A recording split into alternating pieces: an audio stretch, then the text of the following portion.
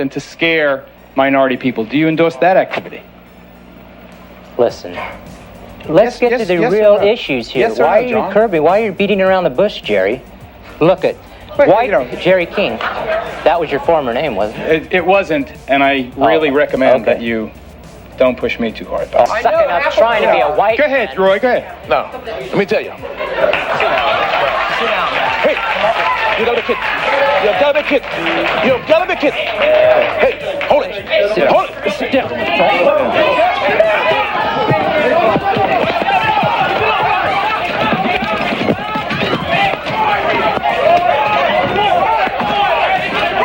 Only slightly the worse for the wear. We're back.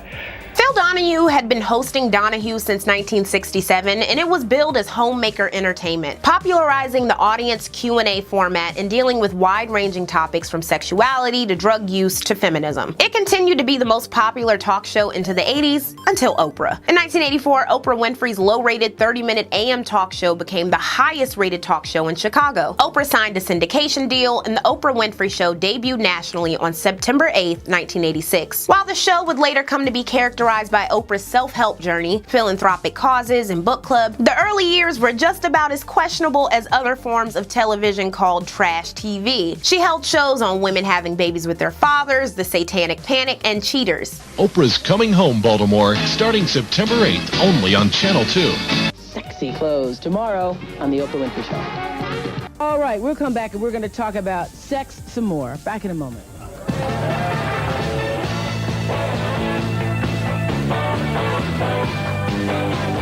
You know, there are thousands of men and women who are secretly worshiping the devil in this country. If you'd like to join that audience on Thursday when we discuss Satanism, call now to reserve your seat. The number is 750-7470. In the early 80s, TV stations wanted bigger audiences and cheaper forms of public affairs programming, especially thanks to the rising competition from cable channels like Fox, Lifetime, and USA. By the end of the decade, over 60% of TV owners had cable. So for TV stations, cheap and spicy talk shows with taboo topics and questionable guests were the most profitable option. As the number of talk shows increased, topics became wilder and more salacious. Talk shows became more about splashy tabloid journalism regarding sex, drugs, poverty, despair, and cheating, while also exploiting divisive issues like hate or little understood issues like teen Satanism. The titans of the talk show landscape also included Sally Raphael, who debuted in 1983, and Morton Downey Jr., a confrontational host and anti-abortionist who debuted in 1987, the same year that the FCC waived the Fairness Doctrine, requiring television stations to provide an equal amount of left-leaning and right-leaning programming. Said the FCC commissioner, "We let the marketplace decide whether it's in good taste or bad taste." This hands-off government approach to television content is glazed over by Reagan-loving social conservatives who complained about the programming available on TV.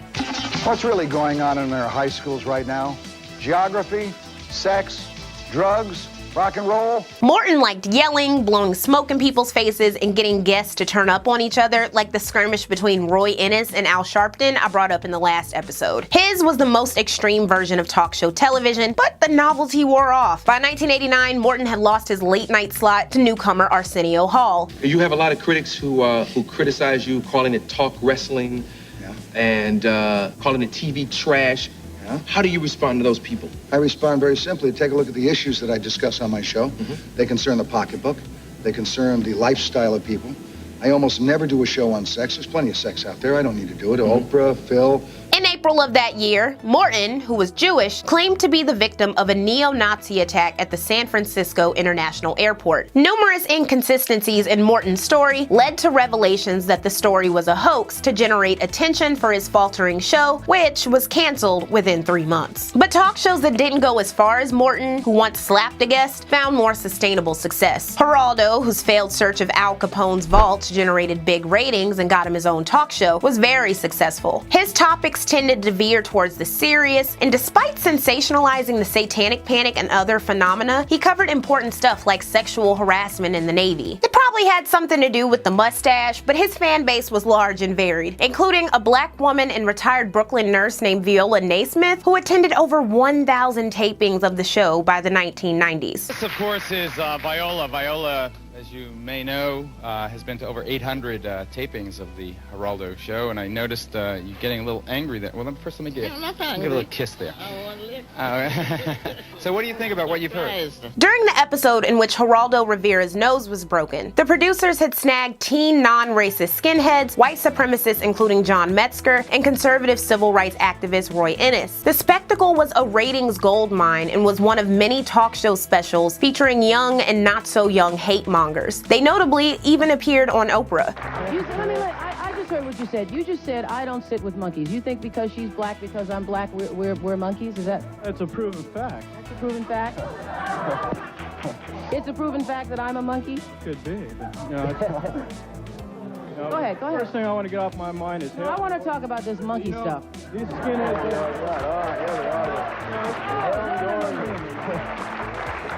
The ADL.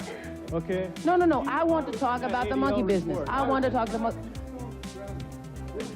The spectacle of dominative racists on talk shows counteracted clandestine examples of racism and microaggressions, giving the ability for the mildly or not so mildly racist housewife to sit in Oprah or Geraldo's audience, for example, and feel relief that she is not one of the monsters on stage. Also, as detailed in Laura Grindstaff's book, The Money Shot, Trash Class and the Making of TV Talk Shows, producers very intently sought divisive topics and manipulated guests, even if they were very clearly mentally ill. While TV and print news publicized divisive topics and hateful figures, Talk TV gave a forum to bored, lonely, and regular people seeking 15 minutes of fame, even if the fame required embarrassment or confrontation. Trash TV was a precursor to reality TV and social media influencer culture, but with relatable or comforting hosts guiding you through the most bizarre trends and people in America, asking questions to satisfy your curious mind. Other kinds of media producers were also banking on the viewer's curious mind and looking for new ways to attract it.